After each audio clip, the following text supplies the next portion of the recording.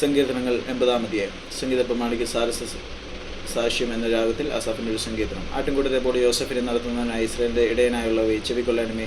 കിരൂബുകളിന്മേൽ അധിവസിക്കുന്നവനെ പ്രകാശിക്കണമേ. എഫ്രയീമും ബെന്യാമീനും മനശ്ശെയും കാണുക. നിന്റെ വീര്യബലോടുണർത്തി ഞങ്ങളുടെ രക്ഷയ്ക്കായി വരണമേ. ദൈവമേ, ഞങ്ങളെ യഥാസ്ഥാനപ്പെടുത്തണമേ. ഞങ്ങൾ രക്ഷപ്പെടേണ്ട തിരുമുഖം പ്രകാശിപ്പിക്കണമേ. സൈന്യങ്ങളുടെ ദൈവമായ യഹോവേ, നീ നിന്റെ ജനത്തിൻ്റെ പ്രാർത്ഥനയ്ക്ക് നേരെ എത്രത്തോളം കോപിക്കും. നീ അവർക്ക് കണ്ണുനീരിൻ്റെ അപ്പം തിന്മാൻ കൊടുത്തിരിക്കുന്നു. അനവധി കണ്ണുനീർ അവർക്ക് കുടിപ്പാനും കൊടുത്തിരിക്കുന്നു. നീ ഞങ്ങളുടെ അയൽക്കാർക്ക് വഴക്കാക്കി തീർക്കുന്നു. ഞങ്ങളുടെ ശത്രുക്കൾ തമ്മിൽ പറഞ്ഞു പരിഹസിക്കുന്നു. സൈന്യങ്ങളുടെ ദൈവമേ, ഞങ്ങളെ യഥാസ്ഥാനപ്പെടുത്തണമേ. ഞങ്ങൾ രക്ഷപ്പെടേണ്ടതിന് തിരുമുഖം പ്രകാശിപ്പിക്കണമേ. നീ മിസ്രയീമിൽ നിന്നൊരു മുന്തിരിവള്ളി കൊണ്ടുവന്ന് ജാതികളെ നീക്കിക്കളഞ്ഞ് അതിനെ നട്ടു. നീ അതിൽ തടമെടുത്തു. അത് വേരൂന്ന് ദേശത്ത് പടർന്നു. അതിൻ്റെ നിഴൽ കൊണ്ട് പർവ്വതങ്ങൾ മൂടിയിരുന്നു. അതിൻ്റെ കൊമ്പുകൾ ദിവ്യ ദേവദാരുക്കൾ പോലെയുമായിരുന്നു. ഇത് കൊമ്പുകളെ സമുദ്രം വരെയും ചില്ലുകളെ നദി വരെയും നീട്ടിയിരുന്നു. വഴി പോകുന്നവരൊക്കെ അതിനെ പരപ്പാൻ തക്കവണ്ണം നീ അതിൻ്റെ വേരുകളെ പൊളിച്ചു കളഞ്ഞത്. കാട്ടുവന്ന് അതിനെ മാന്തി കളയുന്നു. വയലിലെ മൃഗങ്ങൾ അത് തിന്നു കളയുന്നു. സൈന്യങ്ങളുടെ ദൈവമേ, തിരിഞ്ഞു വരണമേ.